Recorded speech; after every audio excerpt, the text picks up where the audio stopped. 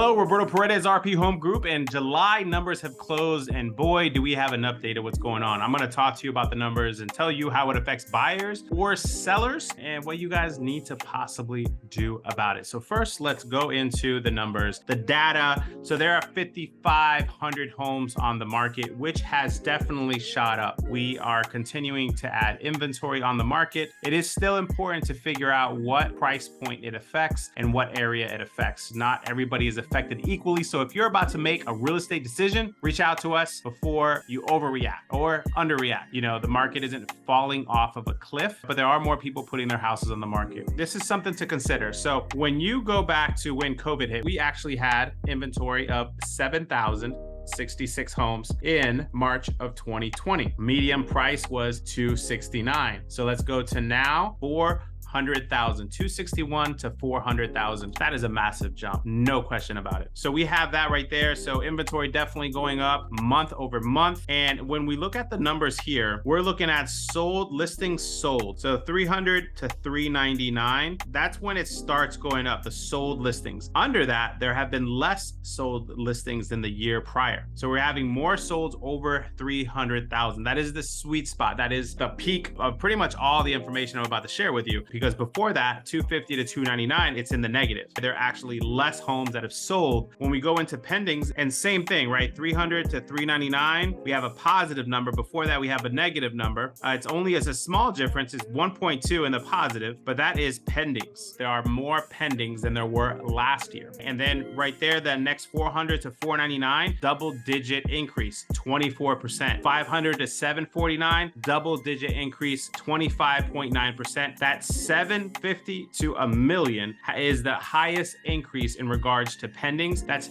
33% more homes under contract at 750 to 999. So that's a big indicator that there's a lot of people with cash still buying homes, most likely their primary residence. Now, when we look at active listings, so 3 to 399, for active listing, that's 10% more between 3 and 399. 40% more listings hitting the market between 4 and 499. 43% more between 5 and 749. 58, which is the highest jump, 750 to a million. And then we have 30% more at a million plus. That is very interesting. So what does that tell you? That tells you that right now, the 300 to 400, there's a lot of activity still, a lot of people buying houses, and there's a lot more competition there. So that is our sweet spot. So it's important to know your price point, what you can afford, what location you want to be at. Agents, what you need to do is evaluate, like, what is the absorption rate in that price point in that specific area. Okay, so that way they're not overcommitting as a buyer.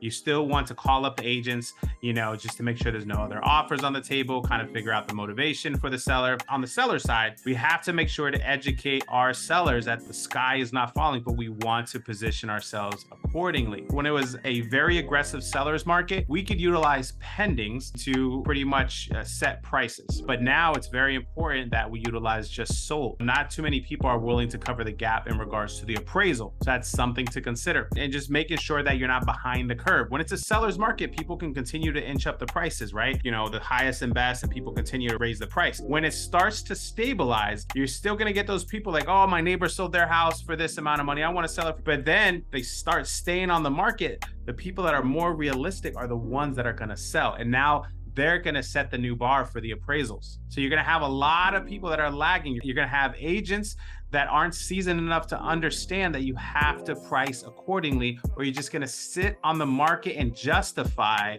a well-priced home to sell. Now more than ever, when there's more competition, you have to evaluate everything about the property. When you're the last Coke in the desert, when you have old roof or you have things that are unsightly and the market has low inventory, you could say, take it or leave it, and most people are going to take it. But because there's more inventory, people are like, kick rocks, buddy. Now you're going to have those stubborn sellers. Well, if they don't like it, I'll just keep it. Okay, if that's really what they feel, great. But most people, when they say that, they don't really mean it. Agents, talking to you have to have a hard conversation with them. You can't be too appeasing. You have to tell it like a doctor would. You can't always tell them what they want to hear. You have to show them the data and to work on negotiating and to highlight and to market. It's going to be a challenge, to sell these homes that continue to have these unrealistic prices. So you have to be realistic. We see in the news where people are like, oh, they're lowering their price.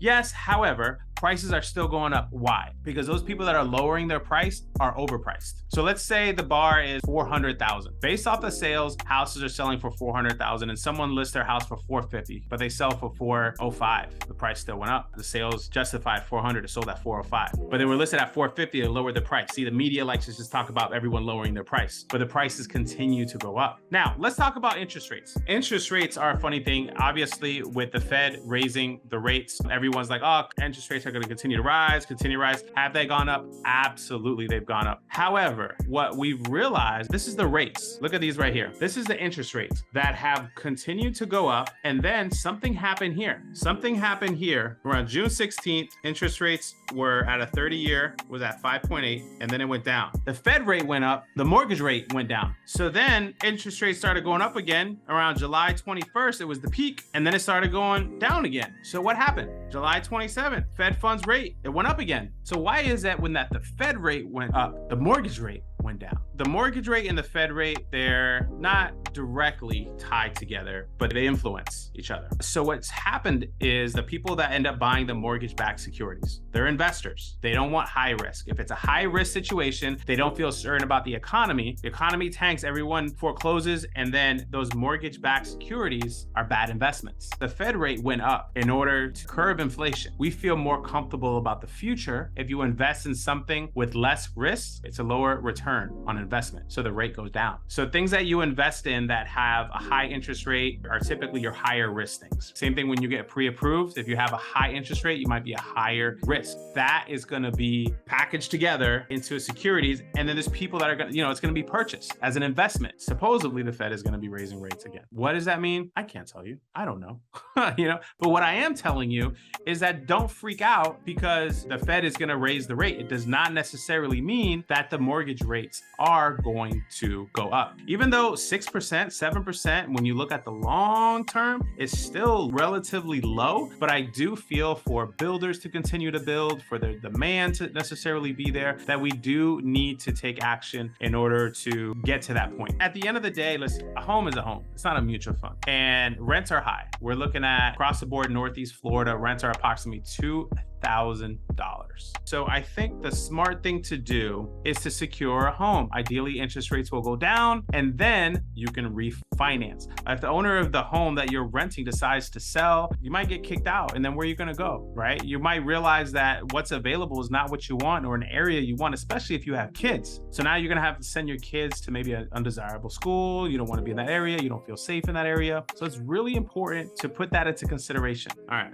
So right here, we have average sale price, $2,124. These are rentals. Median price, $2,019. And it has gone up. When you compare it to last year, it's gone up 22%. That's a big jump. Rents aren't cheap right now. Wholeheartedly, I think you should buy a home. As long as the numbers, as long as you can afford it. You don't want to put yourself in a horrible situation. For those that have stayed with me throughout this video, thank you very much. This is interesting to me, and I know when I help my clients, this is what's important to me. It's really taking a look at the data, not guessing, not going off of old information. It's looking at real data in order to make real decisions, in order to help my clients make the best possible decision. Again, Roberto Paredes, RP Home Group. If I can help you buy or sell real estate here in Northeast Florida, please reach out. Would be honored to be of value to you. Have a great day. Bye.